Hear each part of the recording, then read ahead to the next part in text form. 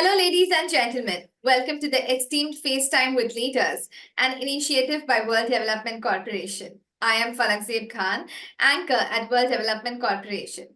FaceTime with Leaders is a platform for industry titans to share their experiences, thoughts, ideas, and best practices in order to inspire one another and future leaders. In a nutshell, we attempt to encapsulate the multi-decadal learnings acquired by these industry leaders. We also hope that by conducting these FaceTime with Leaders interviews, we can bring together a global community of eminent personalities. By bringing together such visionaries on one platform, we hope to play a part in inspiring the lives of other leaders. Great learnings from great leaders undoubtedly assist everyone by identifying, nurturing, and using the trade secrets that are proven success formulas for many. And this is what we aim for with these sessions by making them a gathering of industry stalwarts and a knowledge-sharing community. We have one such academic giant and industry expert on FaceTime with Leaders with us today, Dr. Meenakshi Venkataraman. Hello, welcome, Dr. Meenakshi. We are glad to have you here today with us on FaceTime with Leaders. Thank you so much. It's a pleasure being here. Thank you so much. Same here. So let me give you a quick brief about Dr. Meenakshi Venkataraman. She is a distinguished ecologist and international board director, Voluntary, for the Environmental Sustainability Rotary Action Group at Rotary International, emerging as a seasoned professional with a wealth of experience in both technical and management capacities. She has consistently demonstrated leadership, mentorship, and strategic planning expertise throughout her illustrious career. With a strong academic background and a Ph.D. in ecology from Utah State University, USA, she has consistently contributed to the field, authoring publications such as A Concise Field Guide to Indian Insects and Arachnids, published by Simova Press, and A Naturalist's Guide to Indian Insects by J. Bufoy and Co., Oxford. As the Director of Environmental Sustainability Rotary Action Group since October 2021, she has played a pivotal role as a COP28 delegate, forging strategic partnerships with the organizations such as the National River Conservation Directorate, Jal Shakti, WWF India, and Animals Asia UK. Her leadership extends to the projects division, where she leads team advocating the effects of climate change to Rotary clubs across 190 countries, impacting 1.4 million members. Her proficiency in data management and impact assessment has been instrumental in the success of Rotary club projects. So, Dr. Venkataraman, what made you dedicate your professional life to environmental activities so much that you have a doctoral degree to back your professional pursuits? Well, from a child, I've been very curious and spent a lot of time growing up actually outside cities. So, you tend to identify insects, birds, and animals. And it so happened that I did a undergraduate degree in zoology, and this was in the 90s, and ecology was an emerging field, and I was happy to join one of the first institutes in India called Salim Ali School of Ecology. And right after that, this was a time when you are in your early 20s and you really want to do something. So camping, my friend and I started a camping entrepreneurship, you could call that, taking children outside from schools, spending the night out looking at turtles in the sea and what's happening with that. And from that grew a desire that, you can do a lot of things entrepreneurially, but when you do not have the backing up for a degree, so decided to do a PhD in ecology. And I was an academic for some time, and I realized that I wasn't connecting with people as much as I would like. You're stuck in an ivory tower in academics, and decided to move back to India from the US. And then I was working with farmers through a Department of Science grant. And see, in India and anywhere else, when you work in agriculture or in biology outside, you realize that, it's all great when you have the expertise in it, but you also need to have the managerial skills to run a project, to have that contacts, to have an industry presence, because everything leads to things coming together. And that's when I joined Rotary. And as a Rotarian, I found, you are with industry leaders, and it makes much more sense and much easier to get work done. And that's where I am right now. In Rotary, we have a separate wing as an action group where we try to get things done. And most of us are either in the industry or have expertise. And I was proud to represent Rotary International at the past Conference of Parties, which is the UN Climate Change Conference. And that's when I realized I've been doing ESG work, but without a formal backing. And I was like, okay, let's see what this does. And that's how I chanced upon the Directors International ESG program. And that's where I ended up joining now. Wow, that's really very great indeed, we must say. So moving ahead, we want to know, like, could you elaborate on your role as a COP28 delegate and your experiences in exploring partnerships for climate adaptation?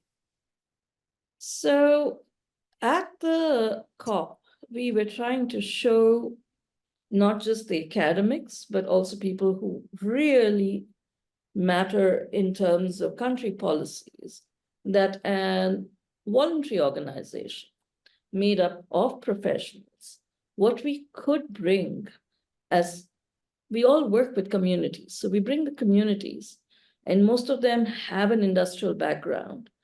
And we get the academics in, and we get the finance in. This could be a faster process. So we we had a booth in the Blue Zone. The Blue Zone is where you have the people in the Conference of Parties who are actually making the policies.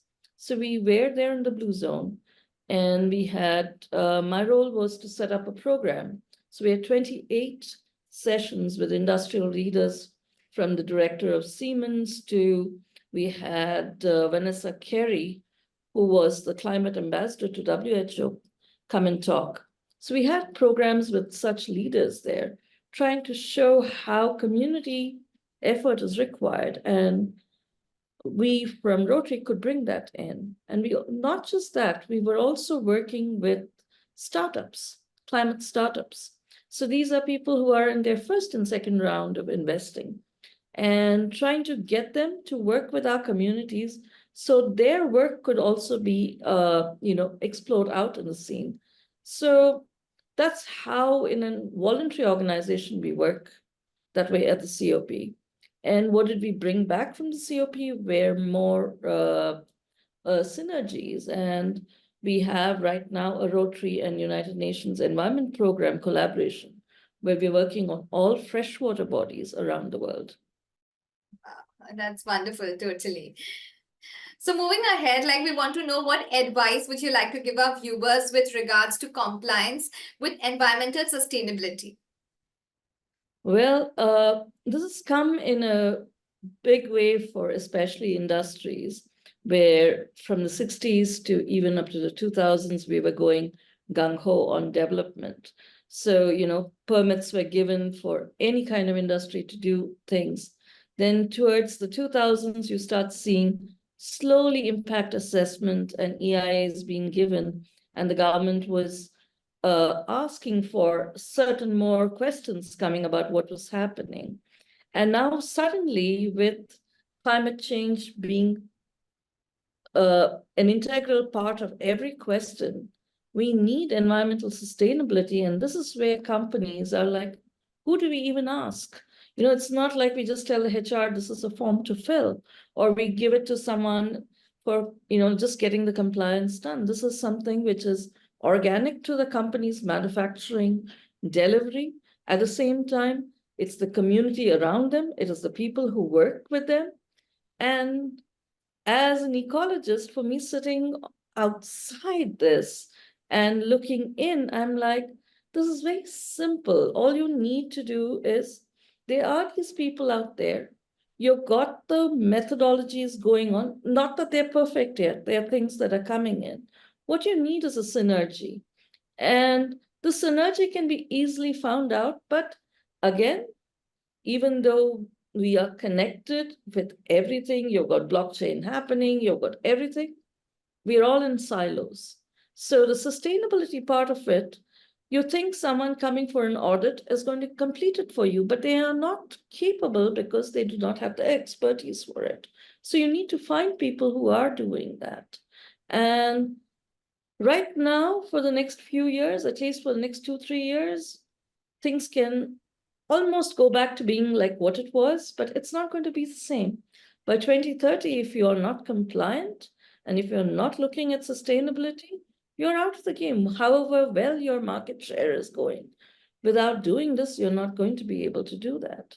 Sure. And for this, you need people who know their stuff. You need to find out what's happening, not just in your unit, but where things are coming and where things are going. So if you do not find that compliance, you're really going to have a problem. Yes, that's definitely there.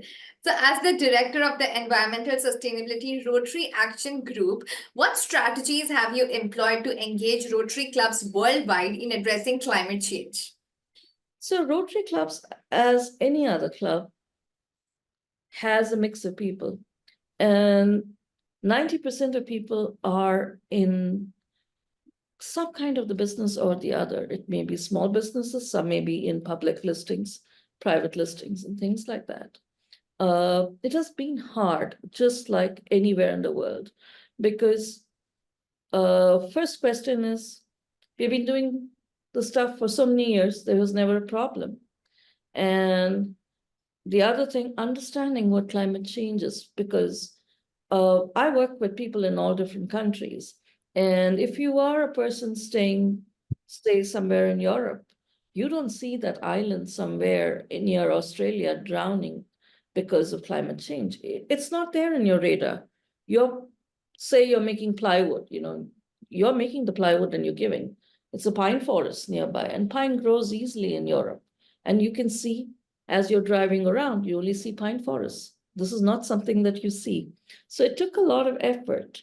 And it is actually now that you're seeing, and once the phrase that comes is like, we are all doing well, but what happens to your grandchildren, things like that. So that's how a Rotary Club is just like people. You talk to people, how to get things done. But the difference is in a Rotary Club is once people are on board, we can affect change. We can affect change at a level much faster. And right now at even this, at the COP and other places, people are like, with your network, these are things that we can do. So we started with this, with the initiative with the fresh water, not just in India. In India, we've got about 4 rivers that are coming under this. These are not the major rivers. Those come under the federal part of Indian this thing. But smaller rivers like Bhavani, Kuam, if you know about in Chennai, Palar, and then there's the Mitti River and things like that. And worldwide, part of the Nile. Then there's this river called Montagua River in Honduras and Guatemala, where we got 40 people as 40 institutions as companies, as well as the governments to sign together for an agreement. We come in as a voluntary organization to do this.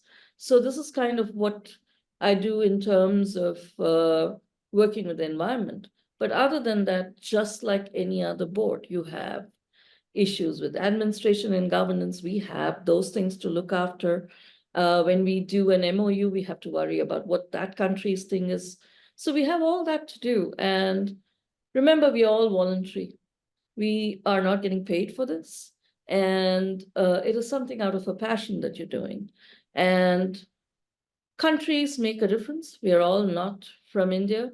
So it took a lot of adaptation onto how to address someone who is somewhere else to address a problem, say in China, which varies greatly from a problem in Peru. So these are some of the issues that we have dealt with. Yeah. That's really like commendable and really great, we must say. So when we talk about ESG and corporate governance, we want to know, like, as an ESG and corporate governance expert, what values do you bring to the table?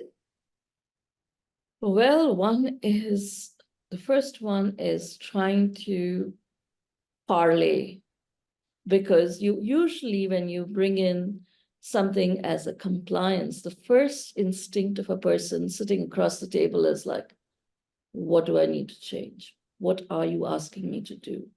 So the word parlay is what I would use, because you need to go in there not as, saying boom, boom, boom, these are the things you need to do, but these are things that could be done.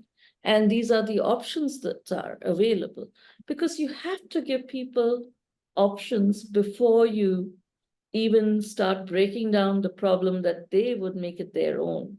And for that, you need to know what and where they're coming from. So it requires quite a bit of effort to know what the other party is doing, what they're coming to the table with, and what options can you give. It cannot be saying that fall into A, B, and C, because everything has what you call as time frames, and it's easier when you break it down. And coming from what do you say, more of a NGO sort of setup, though we are spread all over the world and we run it at that level, we come in with a little more compassion to the person on the other side.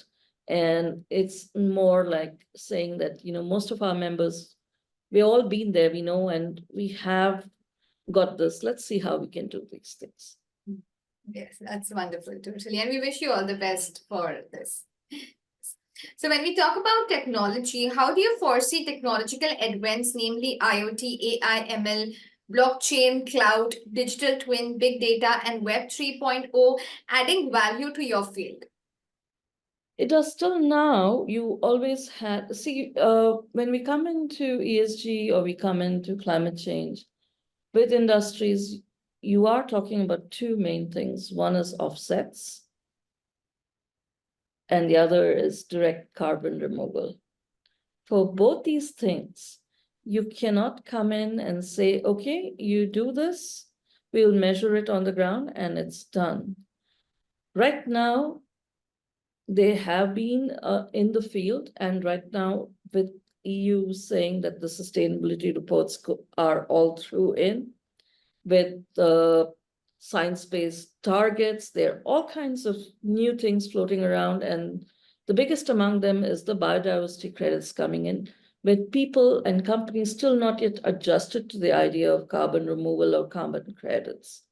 So when it comes to that, a lot of startups, and this has been a really game changer, with the startups looking at IoT, or looking at especially GIS tools to measure these things. So you get an accurate value, and there is no greenwashing. See, greenwashing has been prevalent, and it's something that is going to take a long time to, take the wheat and the chaff apart. So with all these new technologies, what happens is there's always a referral system going backwards. So these are going to play a part, but you can't take people out of the equation either. So it is going to require people on ground, you're going to require these, and you're going to require a medium in between. I would say like a human part to that blockchain that will be able to interpret everything. Yes, that's definitely there. So, as you know, we are building a community of industry magnates. The move is meant for cross-pollination of knowledge and building a knowledge-sharing community of corporate giants and industry experts. So, what are your thoughts about this initiative taken about by Mr. Zishan Pathan, Mr. Hemal Mehta, and the whole World Development Corporation team? I really think this is most fantastic effort, because one, as I attend the classes, and I look forward to the video classes that we have, because they're not classes as much as, giving you an idea of what's happening and who is doing what. And this gives you a chance to network. See, without networking in today's world, As I said, silos exist. You may be a marketing person, maybe in an automobile firm, but in that car that you're manufacturing, maybe the leather that's coming is coming from somewhere else. You need to know where it is coming from and what is happening. And maybe we have a person in that group who is working on that. So, it's easy to exchange ideas. You cannot be in silos. You have to, and this is a wonderful platform that has been created. And I'm really grateful to be a part of this. Thank you. These have been really very kind words by you, we must say. So it was fantastic conversing with you, and I'm confident that your insights will inspire future leaders. Thank you so much for joining us today, Dr. Meenakshi Venkataraman.